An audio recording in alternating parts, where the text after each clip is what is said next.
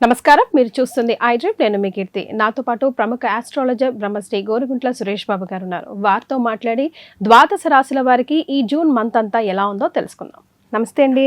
కీర్తి గారు నమస్కారం అండి. సో ద్వాదశ రాశుల వారికి జూన్ నెల ఎలా ఉంది అంటే, ఇంతకుముందు మనం గురు మార్పు గురించి తెలుసుకున్నాము. వివిధ రాశుల వారికి ఎలాంటి ఎఫెక్ట్స్ వస్తున్నాయి, ఎవరు ఎలాంటి రెమెడీస్ని ఫాలో అవ్వాలి తెలియజేశాం కదా. సో ఆన్ ది హోల్గా జనరల్గా ఈ మాసం రాశి ఫలాలు తెలుసుకుందామండి.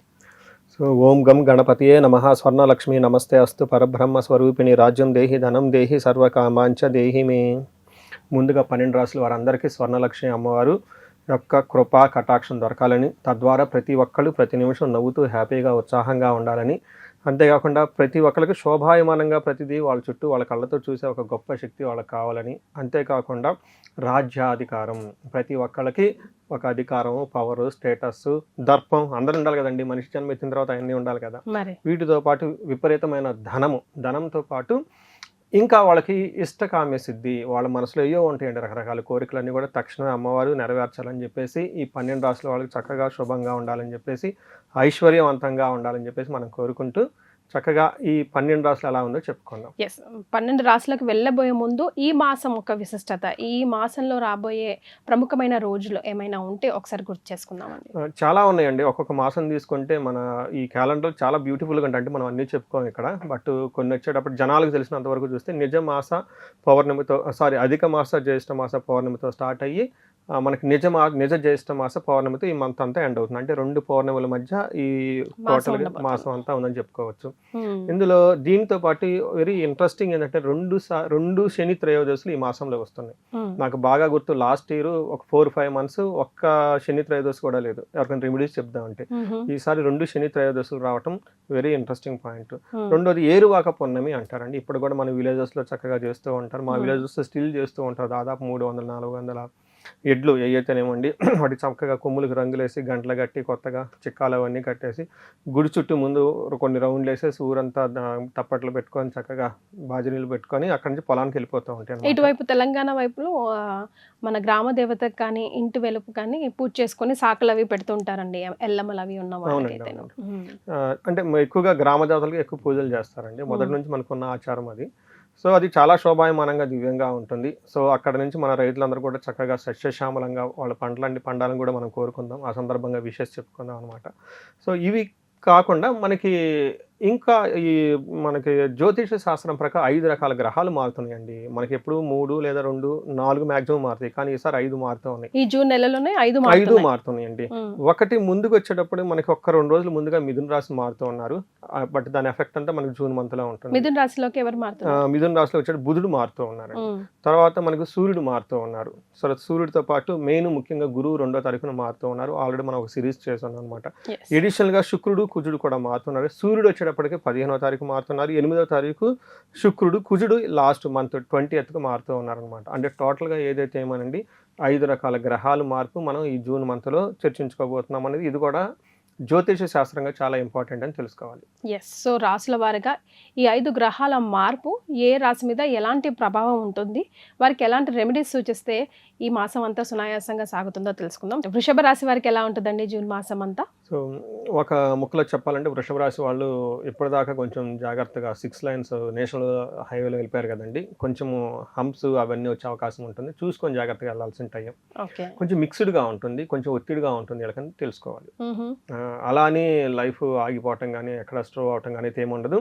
బట్ జర్నీ అనేది కొంచెం కేర్ఫుల్ రావడం కామన్గా ఉంటుంది కాబట్టి అది చూసుకోవాలి. ఎందుకంటే ఆ ఫ్లోలో వెళ్తాం ఆగకుండా కొంచెం మళ్ళా వెహికల్ ఎక్కడో కంట్రోల్ తప్పకుండా ఉంటుంది కదా, ఆగి వెళ్ళమంటారు. చూసి మెల్లమెల్లగా వెళ్ళాల్సిన టైము ఈ ఒక్క మంత్ అని మనం చెప్పుకోవచ్చు. సో మనం డీటెయిల్స్ చూసుకుంటే ఇందులో ఉన్న కృతిక 2, 3, 4 పాదాలు, రోహిణి 1, 2, 3, 4 పాదాలు, మృగశిర 1, 2 పాదాలు అంతా ఇందులో ఉంటారు. పేరు బలం చూసుకుంటే ఈ ఊ ఏ ఓ వా వేవో అన్న లెటర్స్ అంతా తిరుపతి వెంకటేశ్వర స్వామి పేరు బలం ప్రకారం వృషభ రాశి అవుతున్నాడు. వెంకటేశ్వర స్వామి వృషభ రాశి. వీళ్ళకి ఈ అక్షరాలతో ఉన్నవాళ్ళు అయితే మనకి లఘు గోచారం, సూక్ష్మ గోచారం ప్రకారం చూసుకుంటే దాదాపు కొంచెం ఛాలెంజింగ్గా ఉందని మనం చెప్పుకోవచ్చు సింపుల్ వర్డ్స్లో. ఒకటి రెండో స్థానంలో సూర్యుడు ఉండటం వల్ల ధన ప్రవాహానికి కొంచెం ప్రాబ్లం అవుతుంది. రెండవది 12వ స్థానంలో కుజుడు ఉండటం వల్ల ఏమవుతుందంటే హాస్పిటలైజేషన్స్ వృధాగా ఖర్చులయ్యే అవకాశం ఉంటుంది. రెండవ స్థానంలో బుధుడు ఉండటం వల్ల ఫైనాన్షియల్గా గెయిన్ ఉన్నప్పటికి కూడా కొంచెం ఆటంకాలు ఎక్కువ కలుగుతుందని మనం చెప్పుకోవచ్చు. శుక్రుడు 3వ స్థానంలో ఉండటంతో మిక్స్డ్ రిజల్ట్ అని చెప్పుకోవచ్చు. బట్ ఏ ప్రకారం చూసుకున్నా కొంచెం కేర్ఫుల్గా ఉండవలసిన సమయం అని చెప్పుకోవచ్చు. బట్ ఇవన్నీ ఏమంటే స్వయం కృతాపరాధం అంటారు. అది కూడా సంస్కృతమే. ఓన్ మిస్టేక్స్ ఎక్కువగా చేసుకుంటారు. సింపుల్ వర్డ్స్లో చెప్పుకోవాలంటే ఎలా అంటే వీళ్ళకి రెండో స్థానంలో సూర్యుడు ఉండటం వల్ల ఏమవుతుందంటే హీనత్వం, దుష్ట సంసర్గో, మనస్తాప శిరోవిదహ, నిష్ఫలం కృషి వాణిజ్యం, విత్తరాశిగతో రవి అంటారు. కొంచెం టఫ్గా ఉంది నాకు ప్రొనౌన్సియేషన్ చేయటం. సూర్యుడు రెండో స్థానంలో ఉంటే ఏమవుతుందంటే హీనత్వం అంటే వీళ్ళ మైండ్ అనేది డైవర్ట్ అయిపోతూ ఉంటుంది. దుర్మార్గ పనులు చేయాలి, నీచ బుద్ధి చేయాలి, ఏదేదో సంథింగ్ చేసేద్దాము అన్న ఒక యాటిట్యూడ్తో ఎక్కువ ఉంటుంది. దుష్ట సంసర్గం, దుష్టులు సమాసం పడుతూ ఉంటారు. తద్వారా ఏమవుతుందంటే మనస్తాపానికి గురైపోతుంటారు. శిరోవేద తలనొప్పి వచ్చేస్తుంది, ఇది ఎక్కడరా బాబు అని ఒకటి ఇంటర్లింక్ యాడ్ అయిపోతూ ఉంటుంది. తర్వాత నిష్ఫలం కృషి వాణిజ్యం, డిసిప్లిన్డ్గా చేసుకుంటేనే రిజల్ట్ రాదు. మనం ఇన్ని పెట్టుకుంటే ఇంక రిజల్ట్ ఎక్కడ వస్తుంది. బట్ ఓవరాల్గా చూసుకుంటే సింపుల్ వర్డ్స్లో కొంచెం జాగ్రత్తగా రిలేషన్షిప్స్ వాళ్ళతో వీళ్ళతో మెయింటైన్ చేస్తూ ఎవరితో పడితే వాళ్ళతో ఎక్కువగా వెళ్లకుండా కొంచెం కంఫర్టబుల్గా ఉండే అవకాశం ఎక్కువగా ఉంటుంది. వీళ్ళ మైండ్ డైవర్ట్ అయ్యే అవకాశం ఎక్కువగా ఉంటుంది. కొంచెం జాగ్రత్తగా ఉండవలసింది. అలానే కుజుడు కూడాను వీళ్ళకి 50-50గా ఉన్నారండి. ఒక యాంగిల్లో సక్సెస్ మనీ ఇస్తూనే రెండో స్థానంలో ప్రవాసం అంటే మనకి ఏం చెప్తారు సంస్కృత, ప్రవాస వ్యాధి పీడం, బంధువైరం, ధనక్షయం, దేహ పీడాంచ సంచారం, ద్వాదశ స్థానకే కుజ అంటారు. అంటే 12వ స్థానంలో కుజుడు ఉండటం వల్ల జనరల్గా రియల్ లైఫ్లో ఏం చూస్తూ ఉంటేనండి వాళ్ళకి హాస్పిటలైజేషన్స్ ఎక్కువగా ఉండటం, అవసరం లేని వస్తువులు కొనేయటము, టోటల్గా ఖర్చులు విపరీతంగా చేసేస్తూ ఉంటారు. అది కూడా హాస్పిటల్ రిలేటెడ్ ఎక్కువ ఉంటుంది. వాళ్ళ ఇంట్లో వాళ్ళకు సంథింగ్ దేహ పీడం అంటే ఇలా శరీరం బాధ పెడుతూ ఉంటుంది. ధనక్షయం అవుతుంది, బంధువులతో గొడవలు ఉంటారు. ప్రవాసం అంటే ఉన్న చోటకుండా బయట అవుట్ స్టేషన్కి వెళ్ళటం, అటు ఇటు తిరగటం, ఎండలాకాలం కదండి ఇంకా ఇబ్బందులు పడితే ఎక్కువ ఉంటారని చెప్పుకోవచ్చు. బట్ ఓవరాల్గా సక్సెస్ అయితే ఉంటుందని తెలుసుకోవచ్చు. మనకి 3వ స్థానంలో అగైన్ శుక్రుడు ఉండటం మంచిది కాదు, అంటే మంచిదని కాదు, 50-50 రిజల్ట్ ఇస్తారని మనం చెప్పుకోవచ్చు. ఓ పక్క ప్లేజర్స్ అవంతా బాగానే ఉంటుంది కానీ బట్ అగైన్ ఇక్కడ కూడా ఏమవుతుందంటే వాణిజ్య ధననాశనం అని చెప్తారన్నమాట. వాణిజ్య ధననాశనం శత్రువృద్ధి, అర్ధక్షయం, గత జీవన రాహిత్యం అని చెప్తారు. అంటే ఇంతకుముందు ఉన్న లగ్జరీ లైఫ్ అయితే ఇప్పుడు ఉండదు అని శుక్రుడు వల్ల తెలుసుకోవచ్చు. దానితో పాటు శత్రు వృద్ధి, వృధాగా శత్రువులను పెరిగే అవకాశం ఉంటుంది. వాణిజ్యంలో ధననాశనం అయ్యే అవకాశం ఉంటుంది. అంటే ఓవరాల్గా మిక్స్డ్ లైఫ్ అని మనం చెప్పుకోవచ్చు. కానీ వీళ్ళకి పాజిటివ్ సైడ్లో వీళ్ళది ఒక మాట చెప్తే వీళ్ళ మాటకి గౌరవం ఉంటుంది, రెస్పెక్ట్ ఉంటుంది. సమాజంలో ఫ్రెండ్స్ కూడా బాగానే రెస్పాండ్ అవుతారు. బట్ అనుకో విధంగా శత్రువులు వచ్చే అవకాశం కూడా ఉంటుంది. ఓవరాల్గా మనం ఎటు చూసుకున్నా వీళ్ళకి కొంచెం మిక్స్డ్గా ఉంది. కొంచెం జాగ్రత్తగా వెళ్ళటం అవసరం. అందులోనూ సూర్యుడు తర్వాత కుజుడు మోస్ట్ ఇంపార్టెంట్ గ్రహాలు, అవి అంత అనుకూలంగా లేవు కాబట్టి ఇవంతా వీళ్ళకి సెల్ఫ్ డిసిప్లిన్ ఉంటే సరిపోతుందని మనం చెప్పుకోవచ్చు. రైట్. సో నక్షత్రాల ప్రకారం ఎలా ఉంటుందండి? నక్షత్రం కృతిక, రోహిణి, మృగశిర 3 నక్షత్రాలండి. ఇందులో కృతికా నక్షత్రం చూస్తే ఐశ్వర్యవంతంగా ఉంటుంది. విదేశాగమనం, ఫారిన్ వెళ్ళాలి అనుకునే వాళ్ళకి, ఫారిన్లో ఉన్న వాళ్ళకి బాగుంటుంది. ధనలాభం ఉంటుంది, విశేష ధనలాభం కూడా ఉంటుంది. అంటే కృతికా నక్షత్రం వాళ్ళకి బాగుంటుంది. బట్ ఎండ్లో మనకేం చెప్తారంటే మరణ తుల్యం అంటారు. అంటే ఏంటి, ఏదైనా ఇంతకుముందు ప్రీవియస్లో ఏదైనా పని స్టార్ట్ చేస్తుంటే ఆ పని ఆగిపోతుంది అని చెప్పుకోవచ్చు.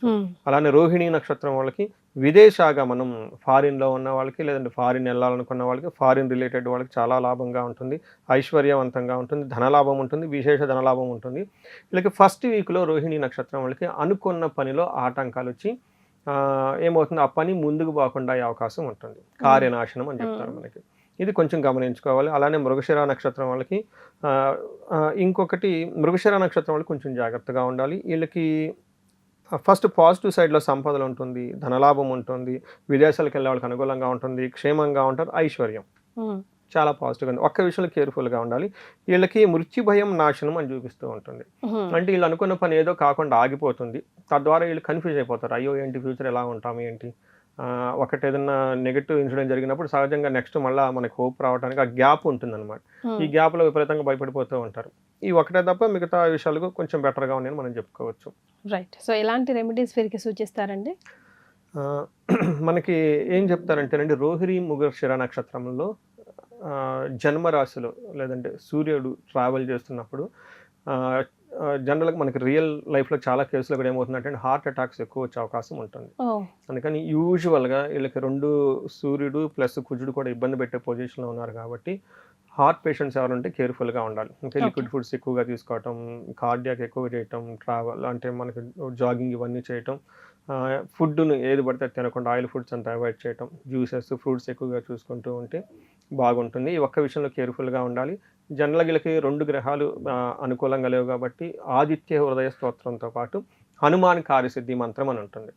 చాలా చాలా పవర్ఫుల్ అండి. ఈ 2 కలిపి కంబైన్డ్గా వీళ్ళు చదివితే చాలా పవర్ఫుల్గా ఉంటుందని తెలుసుకోవచ్చు. రైట్.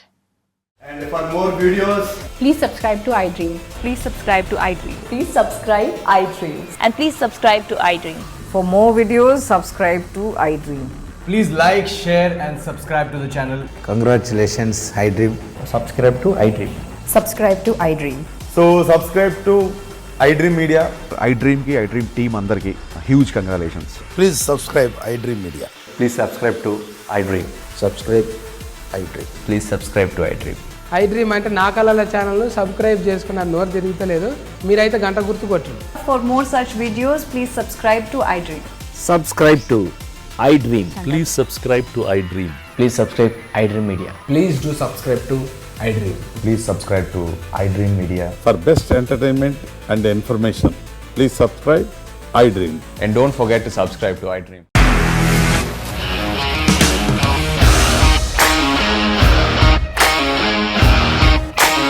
ఇండస్ట్రీలో కమిట్మెంట్ ఇష్యూస్ వస్తే నీకు కూడా వచ్చినట్టు మార్నింగ్ తీసుకెళ్ళారంటే కొట్టి పడేశారు.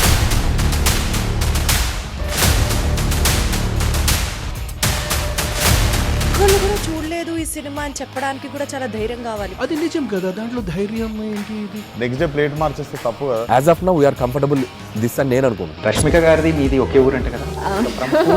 నీకు కోపం వచ్చిందంటే బాగా తిట్టేత్తరా? తిట్టేద్దామండి.